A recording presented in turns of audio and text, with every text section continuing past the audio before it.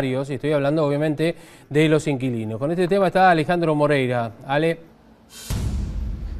Javier, ¿cómo te va? Estamos en el local de inquilinos agrupados, estamos junto a Gervasio Muñoz, que es su referente, ¿no? Siempre lo vemos luchando por los inquilinos, por el tema de, bueno, de los alquileres, de las comisiones, de qué es lo que puede hacerse.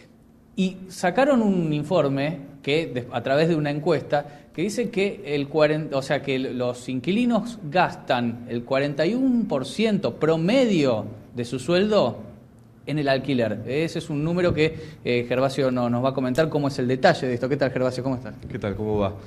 Hicimos una encuesta durante un mes solo para inquilinos e inquilinas porteñas y los resultados son que el 42% de los ingresos totales familiares, no de un salario, sino de los ingresos del hogar, se destinan solo al pago del alquiler, con algunas particularidades, y es que en jóvenes, en mujeres y en adultos mayores, este porcentaje aumenta llegando al 48%. Si queremos describir qué ingresos particulares, que es lo que le planteabas vos, se destinan solo al pago del alquiler, ahí asciende al 54%. Bien. Te está escuchando Gervasio, Javier. Hola Gervasio, muy buenos días. Bueno, a ver, en este monto que se destina, digamos, en este tiempo ha aumentado, digamos, este número, ha habido momentos peores, porque el reclamo de los inquilinos viene de hace muchísimos años, ¿no es cierto? Sí, hace mucho. La situación obviamente que empeora. Nunca en la historia argentina se ha destinado tanto porcentajes de ingresos familiares o ingresos individuales al pago del alquiler.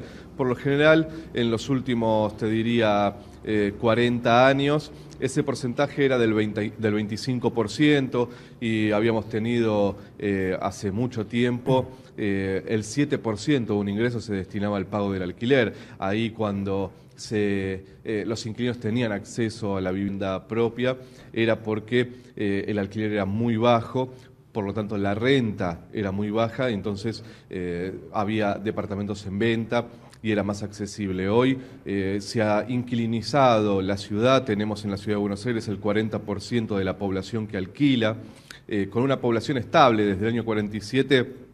La población en la ciudad de Buenos Aires se mantiene en 3 millones de habitantes, pero lo que sí ha cambiado es que cada vez hay menos propietarios con más propiedades y cada vez más inquilinos en una situación de crisis habitacional como nunca antes se ha visto en la ciudad más rica del país. La ciudad de Buenos Aires tiene una característica y es que tiene el presupuesto más alto del país, solo comparable con algunas ciudades de Europa, como puede ser Bélgica o Madrid. Sin embargo, yo te podría decir que el 55% de la población de la ciudad de Buenos Aires está con dificultades muy grandes de acceso a la vivienda. Recién hablábamos con tus compañeros, nada más que acá, a 10 metros en la esquina, tenemos 3 familias durmiendo en la calle bajo la lluvia, frente a una indiferencia absoluta del gobierno de la ciudad. Bueno, la crisis económica y por supuesto, un gobierno profundamente ligado al mercado inmobiliario genera estas consecuencias. Sí, ahora, yo lo que recuerdo también, en épocas, en otras épocas también, que el reclamo, este mismo reclamo se hacía por parte de los inquilinos, sobre todo porque no tenían el acceso, estaban muy lejos de acceder a la vivienda propia. Digamos, es un mal que afecta a los argentinos desde hace muchos años, como decías vos, bueno, hace 40 años era otro el monto destinado al pago del alquiler, pero digamos, de hace 15 años esta parte, sobre todo, te diría, no sé, vos me corregirás, pero desde el 99, 2000, que viene con una situación bastante complicada, ni que hablar 2001, 2002, ¿no? Totalmente. Mirá, yo te describiría como 2 momentos en la historia.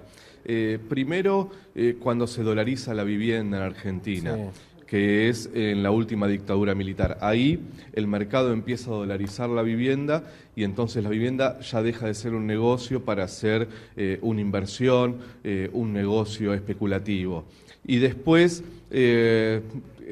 más avanzada la dictadura, la hiperinflación, el 1 a 1, la desregulación absoluta del mercado inmobiliario. ¿Qué quiero decir con esto?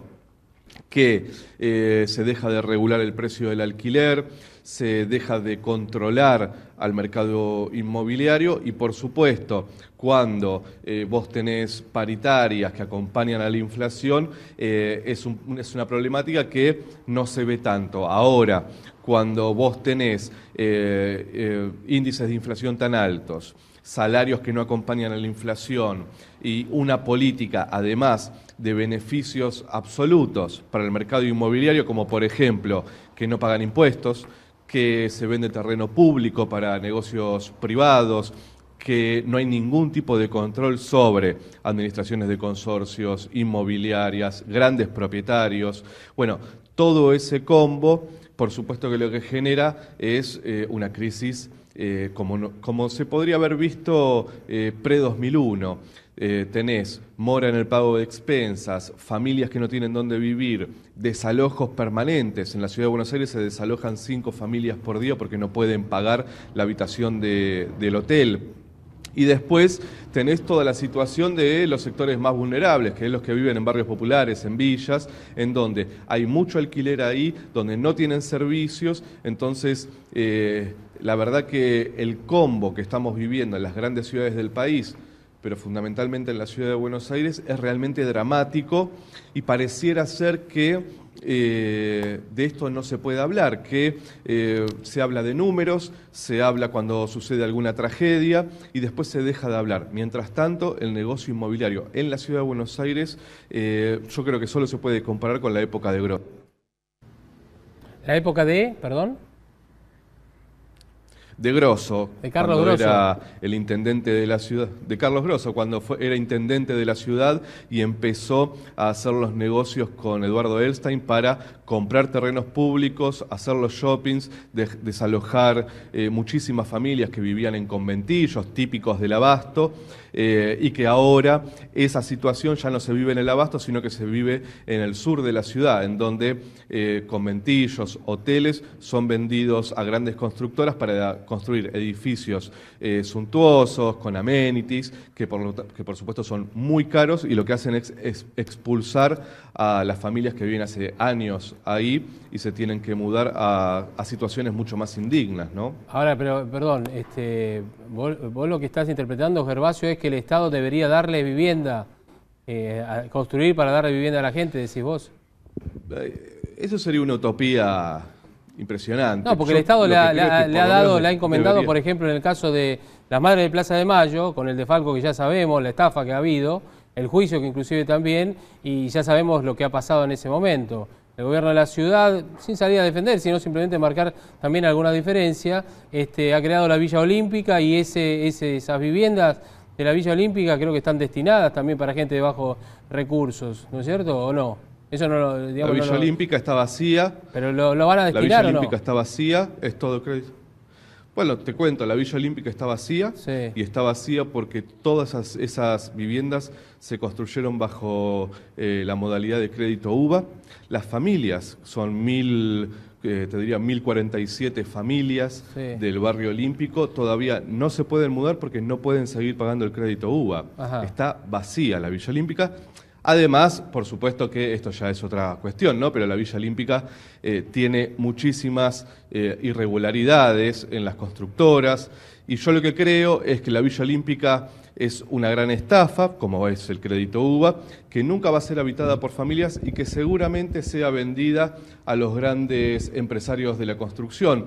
A mí me parece que comparar, vos recién planteabas lo de sueños compartidos, creo que se llamaba, sí, sí.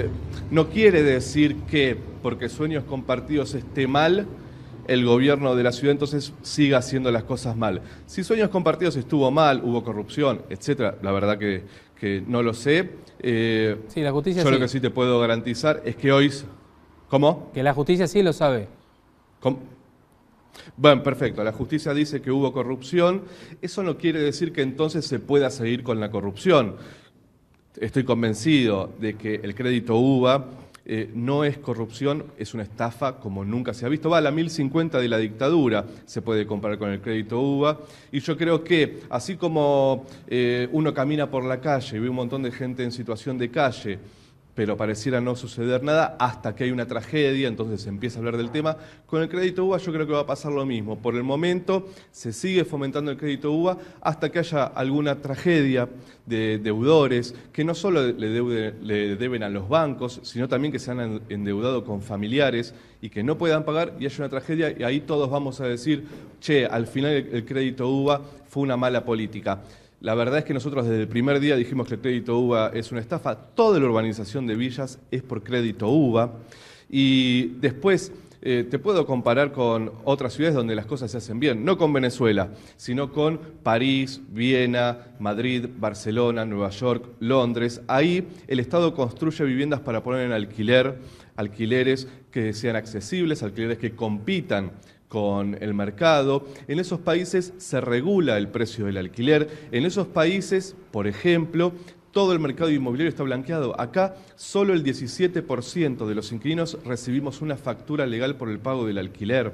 Entonces, cuando vos tenés esta situación de negocios inmobiliarios privados, se le venden 70 hectáreas de tierra pública a un empresario que después va a hacer negocios con eso. Cuando vos tenés una falta de control absoluta sobre el mercado, un mercado completamente en negro, las consecuencias son terribles. Por lo tanto, creo que me parece que habría que mirar un poco más el presente, empezar a pensar un poco más en el futuro, porque si no las soluciones no llegan nunca. Bien. Gervasio, ¿qué tal? Sofía Bustamante te saluda. Quería saber tu opinión en cuanto a las cauciones. Hablando con las aseguradoras, dicen que se está usando bastante porque el tema de las garantías es muy difícil de conseguir una propiedad, tiene muchos requisitos y en cambio las cauciones se están empezando a usar. ¿Vos cómo lo estás viendo eso? Mira, en realidad lo que dice la ley es que para ingresar a una vivienda la única garantía que tenés que presentar son 2 meses de depósito. Por supuesto que el mercado lo que hizo fue establecer otras condiciones, recibos de sueldo que tripliquen el valor del alquiler, título de propiedad de un familiar directo que viva en la ciudad de Buenos Aires para alquilar en la ciudad de Buenos Aires y todas estas exigencias que pocos pueden cumplir. Pensá que el 30% de los habitantes de la ciudad de Buenos Aires cobran menos de 20.000 pesos y un alquiler de un monoambiente está alrededor de 11.000, 12.000 pesos. Por lo tanto, muy difícil conseguir recibo de sueldo que triplique el valor del alquiler. Entonces, ¿qué hizo el mercado? Inventó otro negocio, los seguros de caución. ¿Cómo funciona el seguro de caución? El inquilino paga el seguro de caución, son alrededor de 2 meses de alquiler, entonces tenés que pagar 2 meses de alquiler, 2 meses de depósito, el mes de adelanto, algunos gastos administrativos. Para un alquiler de 15.000 pesos más o menos, tenés que pagar alrededor de 60.000 pesos solo para ingresar. ¿Qué sucede con los seguros de caución? ¿Cuál es el gran negocio de los seguros de caución? Es que todas las inmobiliarias cobran el 10% por cada contrato que se firme con el seguro de caución. Entonces uno entra en una inmobiliaria y lo primero que te ofrecen es contratar un seguro de caución. Hemos visto muchísimas estafas con los seguros de caución y lo que entonces empieza a suceder es que el seguro de caución se presenta como una solución cuando en realidad es otra imposición del mercado inmobiliario para seguir maximizando ganancias. Yo lo que creo es que al igual que en estas ciudades grandes que se pueden comparar con la estructura urbanística de la ciudad de Buenos Aires, ahí quienes son garantes es el Estado, quien regula es el Estado, quien intermedia es el Estado para que haya cumplimiento de leyes. Nosotros entramos a una inmobiliaria y tenemos que aceptar cualquier tipo de condición. Después cuando entramos al departamento tenemos que aceptar cualquier tipo de condición porque sabemos que si no, no renovamos. En Barcelona, en España en realidad, en toda España, hace poquito, se reformó la ley para que los plazos de los contratos de alquiler tengan un plazo mínimo de 7 años. Nosotros cada 2 años nos tenemos que estar mudando. Bien, Gervasio, a nosotros cada 6 meses nos aumentan el precio de los alquileres. Es verdad, porque bueno, muchas veces uno mira hacia otros países para tratar de buscarle alguna empatía, ¿no es cierto? Pero estamos muy lejos justamente de esa cuestión. Bueno, te agradecemos mucho este contacto. Gracias por atendernos, estamos mucho Gervasio. más cerca de... No, por favor, por eso creo que es importante. Cuando nos comparamos con otros países o vemos la gravedad de otros países, como sucede hoy con Venezuela, que está un poco de moda, me parece que es mejor empezar a ver lo que sucede en países que tienen políticas de vivienda y que acá parecemos que estamos muy lejos de eso. Bien. Gracias, Gervasio. Gracias, Alejandro, también. Muchas gracias. A vos. Muy bien, hasta luego. Hasta luego, Alejandro.